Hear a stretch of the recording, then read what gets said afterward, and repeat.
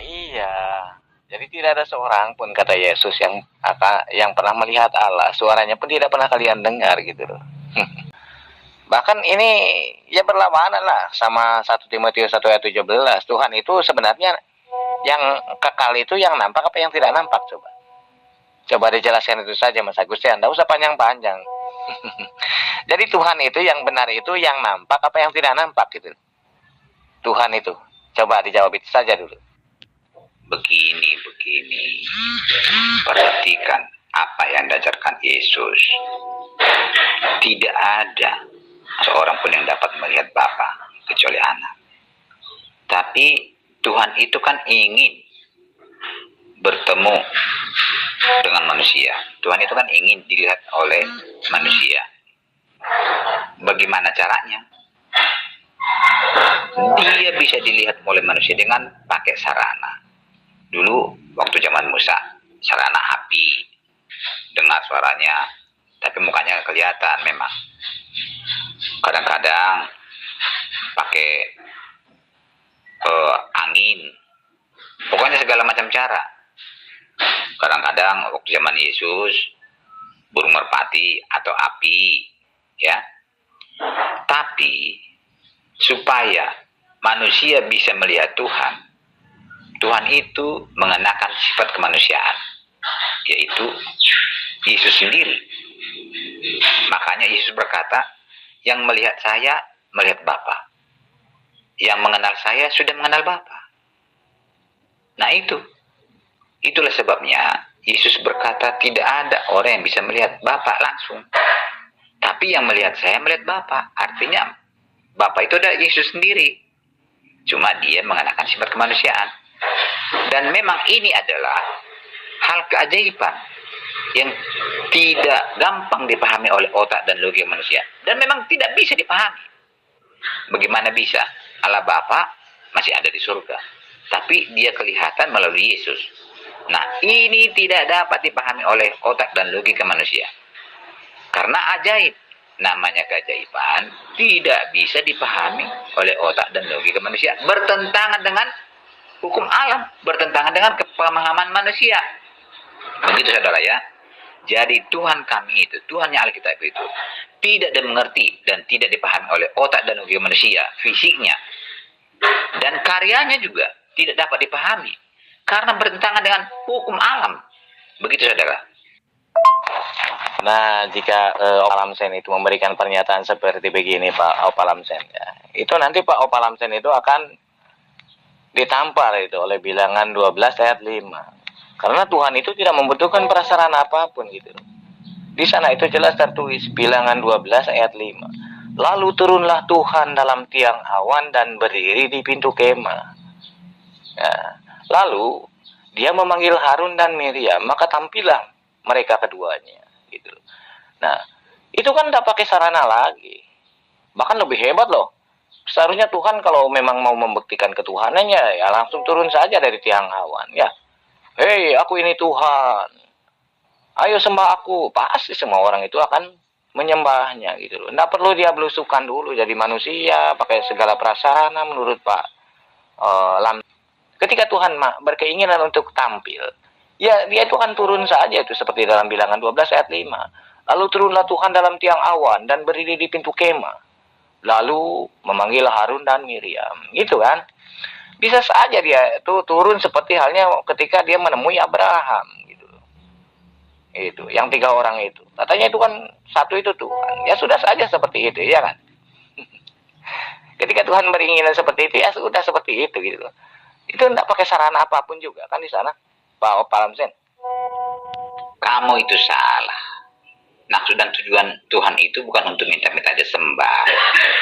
Jadi bukan sama dengan sifatnya dengan Allah Subhanahu wa Ta'ala untuk minta disembah memperkenalkan diri. Tidak. Karya Tuhan itu yang ditunjukkan oleh Tuhan di situ, yaitu apa? Untuk menyelamatkan manusia, menunjukkan kasihnya, memindahkan bangsa Israel dari penjajahan tanah Mesir ke tanah Kanaan. Itu adalah lambang manusia dari surga ke surga, dari manusia ke surga, dari dunia ke surga. Ya, jadi kamu itu asal ngomong aja, gak mengerti tentang maksud dan tujuan Alkitab. Jadi Tuhan kami itu bukan untuk memperkenalkan diri untuk disembah-sembah, bukan Bukan begitu. Dia datang ke bangsa Israel dan perjalanan itu pakai tiang awan, tiang api. Kalau malam hari, tiang awan siang hari. Itu kan sarana.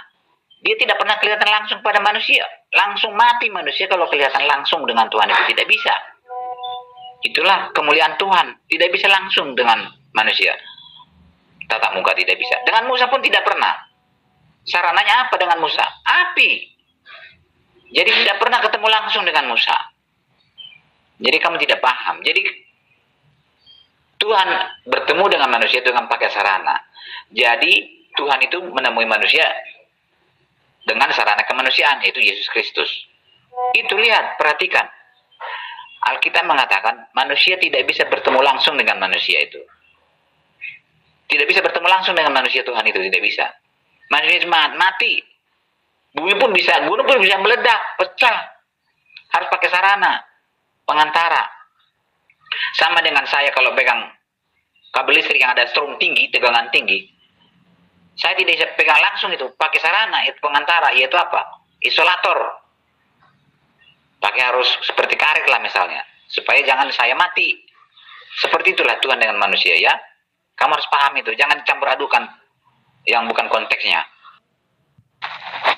Lo Pak Lamsen, kan sudah jelas ya. Di dalam Bilangan 12 ayat 5 itu tanpa sarana apapun. Ketika Tuhan dia mau turun dari tiang awan dan berdiri di pintu kemah. Ya. Lalu dia memanggil Harun dan Miriam, itu sudah jelas. Dia tidak pakai sarana apapun kan. Jadi ini siapa yang salah ini? Siapa yang benar ini? Apa Pak Lamsen yang benar? Apa Alkitab yang benar gitu? Ketika Alkitab itu mengatakan Tuhan itu ketika mau menampakkan diri atau berkeinginan, maka dia itu kan sudah jelas ya di dalam Bible Pak Lamsen itu, dia itu turun dari tiang awan, menampakkan diri kepada Harun dan Miriam. Ya, kata siapa? Harus menggunakan sarana kan enggak? Terus ketika dia datang ke kemahnya Abraham itu berupa manusia 3 orang itu, sarananya siapa di sana? Enggak ada gitu. Enggak ada sarana dia harus jadi Yesus dulu, enggak. Iya kan? Gimana ini Pak Lamsen yang benar? Apa Bible yang benar gitu? Nah terus kata Pak Lamsen, Tuhan tidak memperkenalkan diri untuk disembah. Lalu untuk apa Tuhan itu menciptakan manusia Pak Lamsen? Apakah manusia itu hanya sebatas seperti hewan saja, seperti binatang atau seperti kerbau gitu?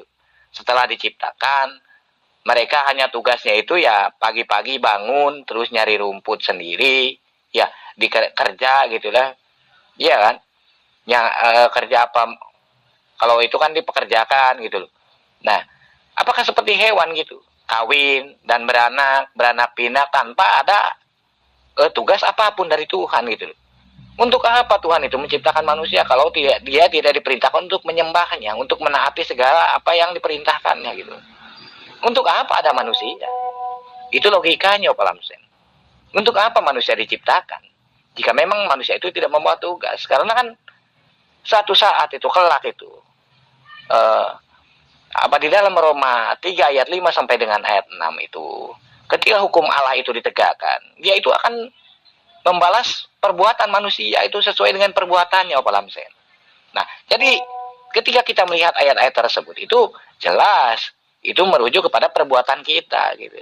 Jadi Tuhan itu memberikan tugas dan misi kita. Apa saja yang harus ditaati dan apa saja yang harus dilarang. Gitu loh. Umpamanya seperti seorang polisi. Apakah dia itu memberi perintah? Kamu itu harus pakai helm. Apakah itu tandanya itu Tuhan tidak sayang? Itu Tuhan itu sedang sayang. Polisi itu sayang. Seperti halnya Tuhan. Ketika dia memerintahkan manusia atau makhluknya itu untuk menyembahnya. Itulah akibat rasa sayangnya. Agar dia itu tidak salah menyembah. Seharusnya seperti gitu dong. Gimana sih Pak Lamsen ini? Mana yang benar ini? Pak Lamsen apa Alkitab ini yang benar? Dia tidak tatap muka, hanya dengar suara dari awan. Dengar suara dari awan, itu bukan langsung. Bagaimana sih?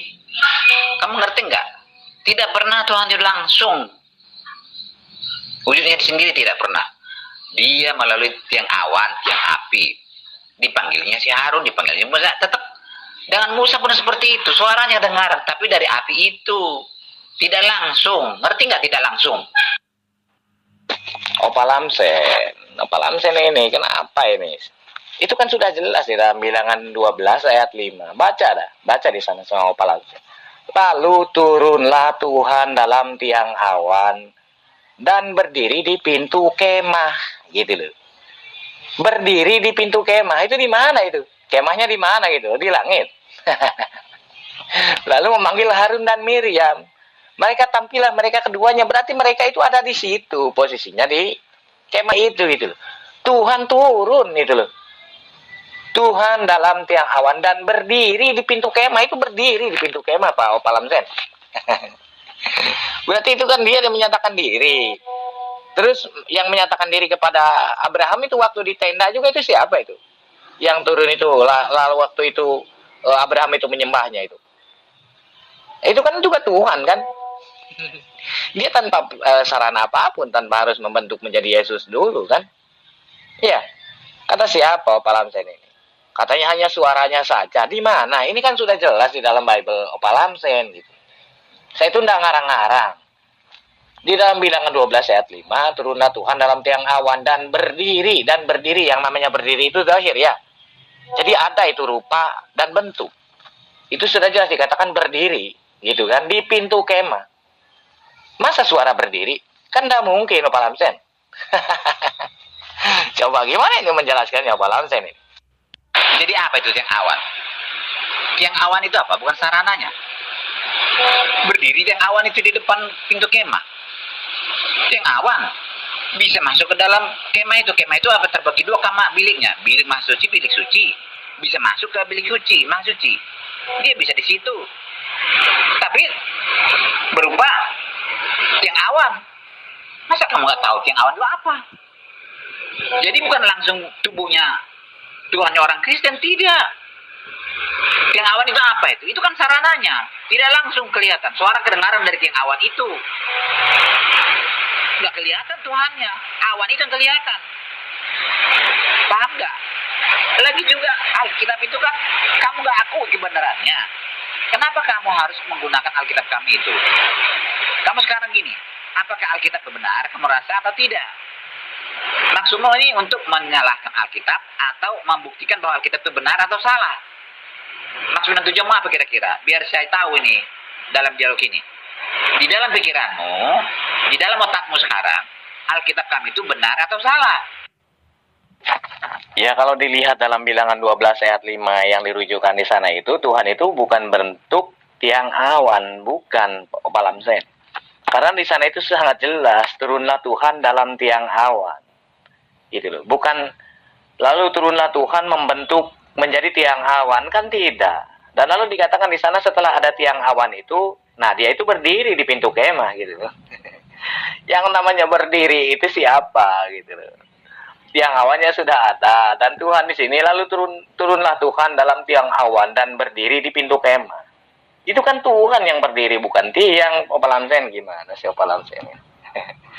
Saya itu sedang mempertanyakan keotentikan pernyataan Pak Lamsen gitu. Bukan sedang menyalahkan ya. Ketika Pak Lamsen kan mengatakan bahwa Tuhan itu tidak bisa dilihat, dan jika ketika dia itu berkeinginan untuk dilihat, maka dia itu akan membentuk menjadi Yesus gitu kan. Tuh, karena keinginan Tuhan itu agar dilihat manusia itu menjadi Yesus kan. Menurut Pak Lamsen. Ternyata kan Tuhan itu bisa saja, nggak usah menjadi Yesus juga dia itu bisa menampakkan diri kan. Itu kan poinnya Pak Lamsen. Bahkan semakin jelas jika kita tidak merujuk kepada Kejadian 18 ayat 1, 2 ya. Di sana itu Tuhan menampakkan diri kepada Abraham dekat pohon Tarbatin ya di Mamre. Ketika itu sedang ia duduk di pintu kemah waktu hari panas terik. Nah, Abraham ini kan mengangkat mukanya. Ia melihat 3 orang berdiri di depannya. Nah, itu kan Tuhan juga. Gimana sih? Katanya anda bisa dilihat. Berarti Yesus itu bohong dong. Berarti kita kembalikan lagi. Kalau gitu pernyataan Yesus itu bohong ketika dia mengatakan bahwa kamu itu tidak pernah melihat suaranya, mendengar, melihat rupanya pun tidak pernah kamu lihat, gitu loh. Gitu loh. Iya kan? Berarti Yesus bohong dong kalau gitu. Dan juga berarti pernyataan daripada Paulus sendiri itu bohong. Bohong berarti dalam 1 Timotius 1 ayat 17 bahwa Tuhan segala zaman itu Tuhan yang tidak nampak. Berarti bohong. Berarti itu bukan Tuhan. Kalau gitu ya, yang turun di tiang awan itu bukan Tuhan. Gitu kan? Karena Tuhan yang segala zaman itu Tuhan yang tidak nampak. Gitu loh. Dan ini semua membantah pernyataan Opalamsen sendiri bahwa Tuhan itu akan menjelma itu harus melalui sarana dulu. Ternyata kan tidak pakai sarana apapun. Ini gimana Opalamsen ini? Ini sebenarnya Opalamsen ini sedang menunjukkan dogma atau menunjukkan apa bunyi Bible gitu. Kalau saya kan sedang bertanya tentang kebenaran Bible Opalamsen. Benar tidak sih? Otentik tidak sih dengan penganutnya gitu. Nah, ketika saya tanyakan kepada penganutnya, Opalamsen ini seolah-olah menutup akses ini gitu. Padahal begitu nyata gitu loh, tertulis itu Opalamsen. Gimana Opalamsen ini menjelaskannya? Alah, kamu itu. Saya tidak mengerti kemana arah maksud dan tujuan. Tiang awan itu apa? Emang di sampingnya Tuhan itu, di samping tiang awan. Kan disebut di dalam tiang awan. Nggak kelihatan. Namanya awan itu kan nggak kelihatan dalamnya. Di dalam tiang awan. Berdiri tiang awan itu di situ. Saya tidak paham apa maksud dan tujuanmu itu. Yang penting, ajaran Alkitab itu untuk memberitahukan penyelamatan manusia, bukan untuk menyelidiki itu Tuhan itu bagaimana fisiknya, tidak. Makanya ngawur. Baca Alkitab itu kamu Islam ini semua ngawur. Itu aja dikupas-kupas. Karya Tuhan itu kita tidak mengerti, tidak paham karyanya itu. Karya keselamatan yang dibentuk oleh Tuhan itu tidak kamu pahami. Bukan seperti itu mempelajari Alkitab. Berdiri di tiang awan, di dalam. Orang namanya di dalam nggak kelihatan, suaranya kedengaran. Itu bukan langsung suara dari Tuhan, sudah melalui tiang awan bersuara. Kan nggak kelihatan. Jadi untuk apa itu dikupas-kupas? Ya, pelajarilah apa berita Alkitab yang benar untuk menyelamatkan manusia dari kematian kekal akibat dosa. Itu tujuan Alkitab. Ini kamu pelajari tentang Tuhan tidak bisa. Tidak bisa memahami Tuhan itu. Siapapun tidak bisa memahami Tuhan Alkitab itu. Beda dengan Allah Subhanahu wa taala di Al-Qur'an sana. Yang lengket pantatnya di tempat duduknya, nggak bisa kemana-mana. Allah Subhanahu wa taala tidak pernah kemana-mana. Beda dengan Tuhan Alkitab. Aktif Tuhan Alkitab itu. Bukan pasif seperti Allah Subhanahu wa taala. Biar kamu paham. Nah, ini karena mungkin pernyataan Opalamsen itu ya terbantahkan dengan Bible sendiri Opalamsen. Jadi apa yang dikatakan Opalamsen itu ya hanya berdasarkan dari ucapan Opalamsen saja. Padahal kan ayatnya jelas, referensi yang saya kasihkan juga jelas ya. Saya itu sedang bertanya tentang kebenaran Kristen itu gimana gitu. Kebenaran Bible itu gimana? Kok malah berperang dengan Bible sendiri gitu loh. Ketika saya tanya, otomatis saya itu kan mencari ya. Tujuan saya itu mencari kebenaran di Bible itu, di dalam kepercayaan Kristen itu kayak gimana sih terhadap kitab sucinya gitu. Nah, lo kenyataannya seperti begini gitu. Opalamsen memberikan pernyataan bahwa katanya bahwa Tuhan itu ketika dia berkeinginan untuk menampakkan diri kepada manusia, dia itu harus menjelma dulu menjadi Yesus. Nah, makanya adanya Yesus itu seperti itu. Itu kan poin yang dituju sama Opalamsen kan itu gitu. Sementara Opalamsen sendiri itu tidak bisa membantah, gitu loh, bahwa Tuhan itu pernah menampakkan diri, ya, dia turun itu kan sudah jelas bukan merupakan tiang awan, bukan, dia itu berdiri di dekat pintu kemah, gitu loh. Bahkan ini yang jelas sekali itu di dalam Kejadian 18 ayat 1 sampai dengan ayat 2 ketika dia itu menampakkan diri kepada Abraham. Itu Tuhan apa bukan itu? Kok dia nggak usah pakai sarana apapun, nggak usah dia itu ingin menunjukkan kepada manusia agar bisa dilihat manusia lalu dia jadi Yesus dulu, kan enggak. Dia langsung saja ada gitu. Iya kan? Di dalam Kejadian 18 ayat 1 sampai dengan ayat 2 gitu, Opalamsen. Jadi ini sebenarnya siapa yang bingung? Iya kan? Nah terus ini bisa disinkronkan nanti. Ini akan berbalas lagi Opalamsen. Ketika itu dikatakan bahwa Tuhan yang menampakkan diri waktu itu kepada Abraham. Loh, berarti Tuhan melanggar dong omongannya sendiri. Karena siapapun tidak akan dapat hidup. Gitu kan? Yang memandang dia itu tidak akan seorang pun dapat hidup. Ini gimana ini? Sebenarnya yang menampakkan diri kepada Abraham itu siapa? Gitu loh. Tuhan atau siapa itu? Yang 3 orang itu. Iya kan? Nah terus kata Palamsen dia tuh harus menggunakan sarana. Karena manusia itu tidak akan mampu kan berangkat daripada tadi ayat yang bahwa manusia itu tidak akan dapat hidup. Jadi Tuhan itu kan pakai prasarana. Ketika dia ingin dilihat manusia maka dia jadi Yesus. Nah, gitu kan. Nah, tapi kan di dalam Kejadian 18 ayat 1 sampai dengan ayat 2 ketika dia menampakkan diri kepada Abraham, dia tidak menggunakan sarana apapun. Bahkan Abraham bisa itu melihat di atas, oh ada 3 orang, gitu. Nah, iya kan? Nah terus ini akan berbuntut panjang. Katanya Tuhan itu tidak ada siapapun yang dapat hidup memandang dia. Kok dia tuh menampakkan diri kepada Abraham, Abraham tidak mati. Ya. Bahkan istrinya pun malah sembunyi itu. Berarti dia juga melihat, malu mungkin. Ya. Gimana sih?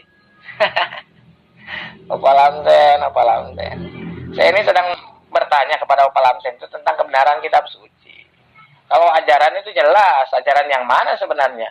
Nah, sekarang saja Yesus ngatain bahwa kalian itu tidak pernah melihat rupa Tuhan. Suaranya pun tidak pernah kalian dengar. Lalu kata Paulus ajarannya membenarkan itu. Ya. Bahwa memang Tuhan Allah segala zaman itu yang tak nampak, gitu. Allah yang kekal itu. Bahkan ada ya dalam 1 Timotius 6 kalau tidak salah itu. Tahu ayat berapa itu? Allah yang kekal itu ya Allah yang tidak mati. Gitu loh. Itu gimana gitu Palamsen itu? Ceritanya gimana nih? Bahkan ketika itu kan sama Yakub dia gelut bahkan sampai subuh itu Palamsen. Itu gimana? Katanya harus pakai sarana. Tapi kan tidak pakai sarana itu ketika Tuhan itu menjelma dan gelut sama Yakub. Itu kan tidak pakai sarana. Berarti fix ya Palamsen itu hanya omongan menurut kedagingan Palamsen saja. Bukan berdasarkan fakta Alkitabiah. Lucu ini. Kalau saya dengar ini dari pernyataan Kristen ini, walaupun setingkat Palamsen saja bingung gitu. Padahal Palamsen ini kan pendeta.